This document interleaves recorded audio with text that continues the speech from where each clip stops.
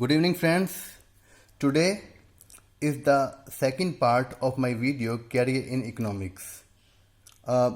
दोस्तों ये career in economics जो मैं वीडियो बनाया था 3-4 महीने पहले उसका सेकंड पार्ट है. फर्स्ट वीडियो मैंने ये बताया था कि अगर आपके पास इकोनॉमिक्स सब्जेक्ट है और आप इकोनॉमिक्स में अपना कैरियर बनाना चाहते हैं, आपने बीए, बीकॉम या एमए, एमकॉम इकोनॉमिक्स को लेके कर रखा है, तो आप क्या क्या कैसे कैसे कैरियर बना सकते हो, क्या क्या जॉब के लिए अप्लाई कर सकते हो, आपका कैरियर कैसे बन सकता है, वो मैंने बताया था. अब कुछ स्टूडेंट्स की, कुछ लोगों की मैसेज आ रहे थे कि अगर अब्रॉड में जॉब चाहना है, अगर फॉरेन कंट्रीज़ में जॉब लगना चाहते हैं और इकोनॉमिक सब्जेक्ट को लेके जॉब चाहते हैं, यानी इकोनॉमिक सब्जेक्ट में कैरियर बनाना है अब्रॉड कंट्रीज़ में, फॉरेन कंट्रीज़ में, अमेरिका, इंग्लैंड वगैरह में, यूरोप कंट्रीज़ में कैरियर बनाना है इकोनॉमिक्स को लेके, तो हमें क्या करना होगा. तो मैं उन स्टूडेंट्स की डिमांड पे मैं वीडियो बना रहा हूँ. इसके लिए मैंने काफ़ी दिन 6-7 दिन रिसर्च किया है, काफ़ी स्टडी की है, इंटरनेट वेबसाइट्स की, बुक्स की, और काफ़ी लोगों से मैंने बात की है जो भी इस चीज़ में महारत हासिल कर रखे हैं, जो स्पेशलिस्ट है. तो उन सबको 6-7 दिन मुझे लग गए इस चीज़ को जानने में, समझने में, ताकि मैं आप तक सही चीज़ पहुँचा सकूँ. ठीक है.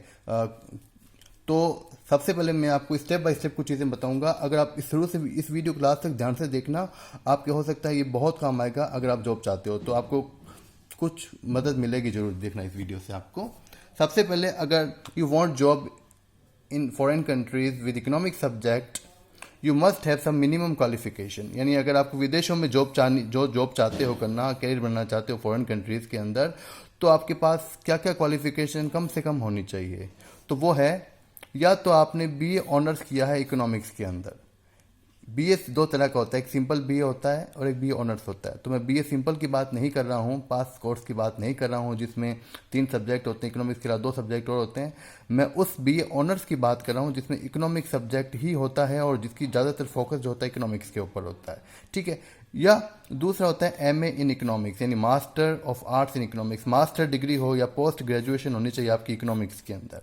मैं जो नीचे वाली है ये पोस्ट ग्रेजुएशन एमए को, इसको ज़्यादा प्रीफर करूँगा इस मामले में, बिकॉज आप जो 60 to 70% जॉब्स आएगी वो एमए इकोनॉमिक्स की डिग्री को प्रीफर करेगी और 30% जॉब बीए ऑनर्स को भी प्रीफर कर लेती है, ले लेती है. तो मैं, आप कम से कम दोनों में से एक डिग्री आपके पास होनी ही चाहिए, और एमए इकोनॉमिक्स है तो you will be preferred. Okay. Then दूसरी चीज़ एक मैं एक और बताऊं आपको.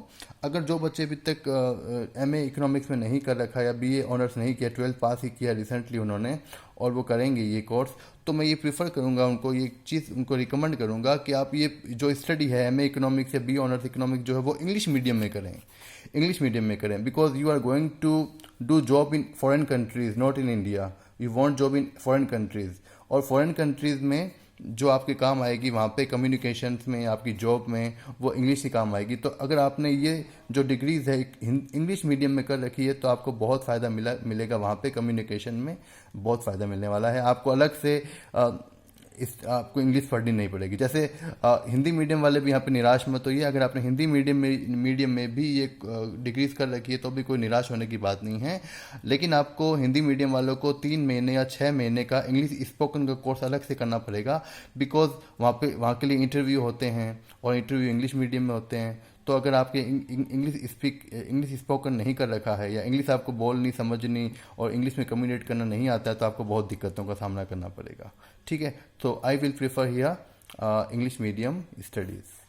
You should do MA economics और BA economics with English medium. Okay. और हिंदी मीडियम में भी कर रखा है तो कोई बात नहीं, बट आपको अलग से इंग्लिश स्पोकन का कोर्स, 6 महीने का कोर्स या 3 महीने का कोर्स जो भी है वो करना पड़ेगा. ठीक है. तो जैसा भी आप सोचो, सही लगे आपको. दूसरा मैं एक चीज़ बताता हूँ आपको, एसेंशियल चीज़ बताता हूँ, कि अगर आप जॉब चाहते हो तो you must be able to speak in English fluently. यानी आप जो है, अगर अब्रॉड में जॉब चाहते हो इकोनॉमिक सब्जेक्ट के साथ, तो आपकी इंग्लिश जो है बहुत अच्छी होनी चाहिए, फ्लुएंट होनी चाहिए. यानी जो आपका इंग्लिश में कम्युनिकेशन स्किल है, यानी बात इंग्लिश कोई व्यक्ति बोलता है तो उसको समझते हो, ठीक है, उसका अनुवाद जानते हो, दिमाग में हाथ होता है, और प्लीज़ उसको इंग्लिश में रिप्लाई भी कर सकते हो. यानी your English communication must be very good, you must be very good. तो आपको इसके लिए इंग्लिश स्पोकन का कोर्स कर लीजिए। और अगर आप पहले शुरू से ही बचपन से ही अगर आप इंग्लिश मीडियम स्कूल में पढ़े लिखे हो तो आपको ज़्यादा दिक्कतें नहीं आएगी। बट आप हिंदी मीडियम में पढ़े हो तो आपको इंग्लिश स्पोकन का कोर्स करना चाहिए, कहीं से भी करें। चाहे आप इंटरनेट की दुनिया है आजकल तो आप चाहे ऑनलाइन कीजिए चाहे ऑफलाइन कीजिए, वो आपकी स्थिति पर डिपेंड करता है। मैं ये इंग्लिश को एसेंशियल इसलिए बता रहा हूँ कम्युनिकेशन स्किल को, बिकॉज इन जॉब्स में इंटरव्यू होते हैं और इंटरव्यू जो है वो 90-95% आपको केसेस में जॉब्स में करने ही देने ही पड़ेंगे। विदाउट इंटरव्यू तो चाहे वो जो फॉरेन कंट्रीज़ की कंपनीज जो होती है, फर्म्स होती है, जो भी इंस्टीट्यूशन है, स्कूल है, कॉलेज है, ऑफिस है, बिजनेस कोई भी होगा, वो आपका इंटरव्यू जरूर लेगा। ठीक है, तो वो इंटरव्यू से डरने की बात नहीं होती है। आप आराम से, अगर आपको सब्जेक्ट पे कमांड है, सब्जेक्ट की नॉलेज है, तो आप आराम से, भाई इंटरव्यू मतलब क्या है, जो चीज़ आपको हिंदी में बतानी है वो इंग्लिश में बोलनी है। आता तो सब कुछ है आपको, बस इंग्लिश में ही तो बोलना है। बस इसके लिए 3-4 महीने की 6 महीने की मेहनत कीजिए तो हो जाएगा, कोई दिक्कत की बात नहीं है। उसके बाद एक चीज़ और चाहती है जो मैंने ये नोट किया, काफ़ी जो अब्रॉड की जॉब है, फॉरेन कंट्रीज़ में जो जॉब आती है जिसमें इकोनॉमिक्स की जॉब होती है, लेकिन उसमें एक चीज़ ये भी मांगते हैं वो कि practical knowledge of computer application such as MS word, MS excel and power point. आपको अपनी MA और BA इकोनॉमिक्स की डिग्री के साथ साथ कंप्यूटर भी आना चाहिए, जिसमें आपको MS वर्ड आना चाहिए प्रैक्टिकली, एक्सेल आनी चाहिए काम में लेना, पावर पॉइंट्स, क्योंकि ये तीनों चीज़ें कम से कम आपको आनी ही चाहिए। It is a minimum requirement of any company और एनी इंस्टीट्यूशन और एनी स्कूल, कॉलेज, इंस्टीट्यूशन, कुछ भी होगा ना, तो ये चीज़ें तो आजकल कंपलसरी कर दी गई है। इंडिया में भी चाहते हो ना तो ये चीज़ तो आपको होनी ही चाहिए, आनी ही चाहिए। तो अभी तो अपलोड की बात है। उसके बाद जो एज लिमिट, ज़्यादातर जॉब्स की मैंने जो एज लिमिट देखी है वो 18 to 40 ईयर्स है, यानी आप 18 साल से कम से कम एज होनी चाहिए और 40 साल से ज़्यादा नहीं होनी चाहिए। तो ये एज लिमिट है और मुझे पूरा यकीन है जो 90% जॉब चाह रहे हैं वो इसी एज ग्रुप में मिलेंगे आपको। तो ये तो मैंने बताया आपको, ये पूरा वीडियो जरूर देखना, मैंने काफ़ी आपके लिए जानकारी इकट्ठी की इसके लिए। उसके बाद देखिए, यू शुड हैव नॉलेज और studied the following paper, books और सब्जेक्ट। यानी जो आपने आपका BA ऑनर्स इकोनॉमिक्स में किया है या MA इकोनॉमिक्स में किया है, तो आपने चाहे 3 साल स्टडी की हो, चाहे 4 साल स्टडी की हो, चाहे 2 साल स्टडी की हो, जो आपने MA या BA की डिग्री की है उसमें आपने बहुत सारे इकोनॉमिक्स की पेपर्स पढ़े हैं, क्योंकि इकोनॉमिक्स में बहुत सारे ऑप्शनल पेपर्स भी होते हैं, इंटरनल चॉइसेस भी होती है। तो यहाँ पे जो मैंने कितने 6 पेपर्स के नाम लिखे हैं, 6 बुक्स के नाम लिखे हैं, 6 सब्जेक्ट के नाम लिखे हैं इकोनॉमिक्स, ये सारे इकोनॉमिक्स के ही पार्ट हैं। क्या क्या है? इकोनोमेट्रिक्स जिसे अर्थमिति बोलते हैं, मैथमेटिकल इकोनॉमिक्स यानी गणितीय अर्थशास्त्र, स्टैटिस्टिक्स सांख्यिकी, पब्लिक फाइनेंस लोकवित्त, मैक्रो इकोनॉमिक्स समष्टि अर्थशास्त्र, इंटरनेशनल इकोनॉमिक्स अंतर्राष्ट्रीय अर्थशास्त्र। इन 6 पेपर्स में से you must have study at least 3 papers. इनमें से आपने कम से कम 3 पेपर की स्टडी की है, और 3 नहीं तो कम से कम 2 तो मांगेंगे ही मांगेंगे। अगर आपने 2 भी नहीं पढ़ रखे हैं तो आप जॉब भूल जाइए फॉरेन कंट्रीज़ में। और कुछ ज़्यादातर जो कंपनीज मैंने देखी वहाँ पे, ज़्यादातर जो इंस्टीट्यूशंस वगैरह है वो इसमें से ये जो मैंने 6 लिखे हैं यहाँ पे, चाहे हालांकि आप 9 पेपर, 9 पेपर, 10 पेपर्स, 12 पेपर्स भी पढ़ते हो, लेकिन उनमें से जो ये 6 लिखे हैं इसमें से 3 या 2 पेपर्स तो 100% आपने पढ़ने ही चाहिए। इसके बिना आपको बहुत मुश्किल हो जाएगा, क्योंकि जब आपका इंटरव्यू होगा या जब आप एप्लीकेशन लिखोगे, वहाँ पे दायर करोगे, तो आप सब्जेक्ट लिखोगे अपने, तो अगर ये सब्जेक्ट में से 3 सब्जेक्ट उनको नहीं मिलेंगे या 2 भी नहीं मिलेंगे तो your application will be rejected surely. ठीक है, तो एक चीज़ ये ध्यान में रखिएगा आप। फिर देखिए ये सब्जेक्ट, अब आप पूछोगे भाई ये सब्जेक्ट ही क्यों, बाकी माइक्रो इकोनॉमिक्स कहाँ गया, डेवलपमेंट इकोनॉमिक्स कहाँ गया, और दूसरे इकोनॉमिक्स के पार्ट भी होते हैं वो कहाँ गए, एग्रीकल्चर इकोनॉमिक्स, इंडस्ट्रियल इकोनॉमिक्स वो कहाँ गए। देखिए वो कहीं नहीं गए हैं, वो भी काम आते हैं, लेकिन मैं वो उन इंस्टीट्यूशंस की जो रिक्वायरमेंट है वो बता रहा हूँ वो क्यों। अब इन कंपनियों का जवाब होता है कि भाई यही सब्जेक्ट क्यों मांगते हैं, ज़्यादातर लोग यही सब्जेक्ट क्यों मांगते हैं। उसके लिए देखिए मैंने एक बात लिखी यहाँ पे, because these subjects are useful in policy making। जो भी पॉलिसीज बनती है, budget policy, export import policy, monetary policy, physical policy, या जो कंपनी या फर्म है उसकी अपनी इंटरनल पॉलिसीज भी होती है, profit and loss policy, sales policy जो भी होती है, मार्केटिंग पॉलिसी, या रिसर्च होता है इकोनॉमिक्स में उसका, ये कंपनी के अलग रिसर्च होते हैं, या टीचिंग जॉब होती है स्कूल और कॉलेजेस में, बिजनेस होता है, फाइनेंस होता है, इन्वेस्टमेंट होता है, बैंकिंग में, इंश्योरेंस में, और डेवलपमेंट ETC। ये सब ऐसी चीज़ें होती है, यानी चाहे आप टीचिंग जॉब में जाओ, कॉलेज में, स्कूल में, चाहे आप रिसर्च जॉब में जाओ, चाहे बैंकिंग सेक्टर में जाते हो, चाहे इंश्योरेंस में जाते हो, चाहे फाइनेंस में, चाहे बिजनेस में, चाहे पॉलिसी मेकिंग में, फॉरेन के किसी भी सेक्टर में आप जाते हो तो ये सब्जेक्ट आपके काम आएंगे ही आएंगे। ठीक है, तो आगे चलते हैं। अब उम्मीद करता हूँ कि इनमें से 3 या 2 होंगे आपके पास। ऑल द बेस्ट, मेरी तरफ से भी सही। फिर भी ये वीडियो को पूरा देखना, भी मैं बता रहा हूँ आपको। अब which jobs you can apply in abroad, आप अब्रॉड में कौन कौन सी जॉब के लिए अप्लाई कर सकते हो इफ़ यू हैव इकोनॉमिक्स, यानी इकोनॉमिक्स अगर आपके पास है इको, तो इको में से आपको कौन कौन सी जॉब मिलेगी, ये बहुत ही महत्वपूर्ण जानना आपके लिए। सबसे पहले आता है जो बहुत जॉब्स निकलती है, टीचिंग जॉब बहुत निकलती है। अमेरिका में, इंग्लैंड में, यूरोप में, रशिया में बहुत निकलती है, यहाँ तक कि मिडिल ईस्ट की कंट्रीज में भी निकलती है टीचिंग जॉब इकोनॉमिक्स के लिए।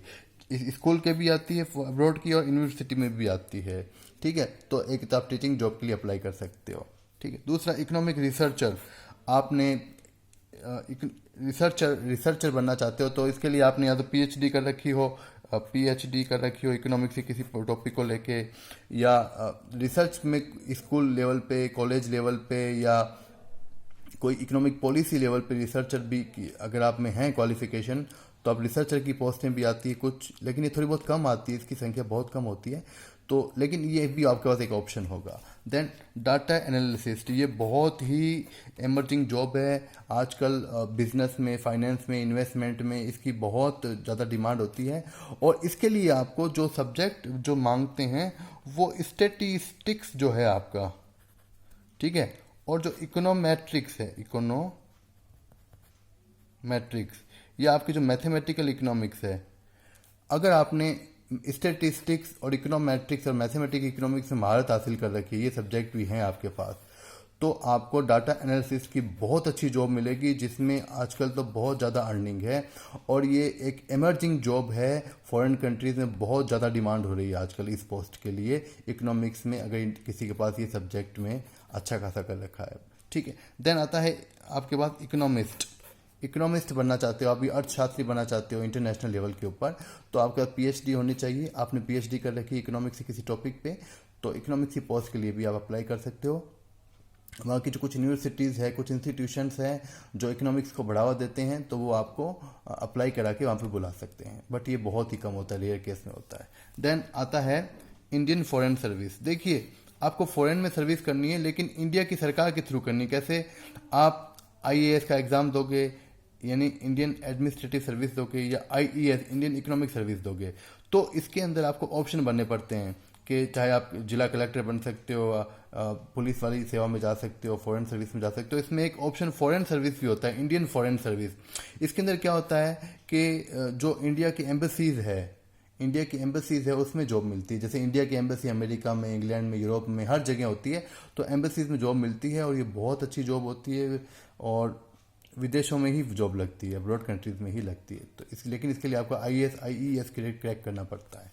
ठीक है, और एक बहुत ही नई जॉब मैं बता रहा हूँ आज आपको, एक्चुअरी साइंस और एक्चुरियल साइंस, ये बहुत ही एमर्जिंग है, नया है, और इसमें अभी इसके बारे में बहुत कम लोग जानते हैं, लेकिन आने वाले 5 साल बाद या 6 साल बाद इसकी बहुत ज़्यादा डिमांड होगी, क्योंकि लेकिन अभी इसकी इतनी नॉलेज नहीं है, इतना बहुत इसमें आउट नहीं, अभी एमर्जिंग जॉब है, तो इसमें बहुत अच्छी जॉब के चांसेस है। असल में सबसे पहले आपको ये बताऊंगा कि एक्चुअल साइंस होता क्या है। देखिए, ये क्या होता है असल में, it is the use of mathematics and statistical methods to estimate the risk and uncertainty in insurance, finance and business। यानी जो बिजनेस की बड़ी बड़ी फर्म्स होती है, जो बिजनेस होता है, जो इंश्योरेंस की कंपनियां होती है, जो फाइनेंस होता है, तो इनकी जो इंस्टीट्यूशंस होती है, इसमें कुछ बिजनेस करने के, फाइनेंस मतलब इन्वेस्टमेंट करने के कुछ रिस्क होते हैं, कुछ जोखिम होते हैं, कुछ अनिश्चितताएं होती है, अनसर्टेनिटी होती है, उसका एस्टिमेट लगाना पड़ता है कि भाई इस बिजनेस में कितना रिस्क है, कितनी अनसर्टेनिटी, इंश्योरेंस में कितना रिस्क है, अनसर्टेनिटी कितना परसेंटेज है, तो उसका एस्टिमेशंस लगाने के लिए स्टैटिस्टिक्स और मैथमेटिक्स की मेथड यूज़ करता है। और ये जो जॉब होती है, ये बहुत ही एमर्जिंग जॉब है, और इसमें इकोनॉमिक्स के लोगों को, जिसके पास इकोनॉमिक्स की डिग्री है, उसको प्रीफर किया जाता है, उसको लिया जाता है। तो ये बहुत ही एक नई जॉब है, आई है, एक नया वर्ड है। आप अगर इसमें जॉब ट्राई करोगे तो नया है, लेकिन आप इतना अच्छा कैरियर बनेगा आपका कि आप दूसरों को भी प्रेरणा दे सकते हो।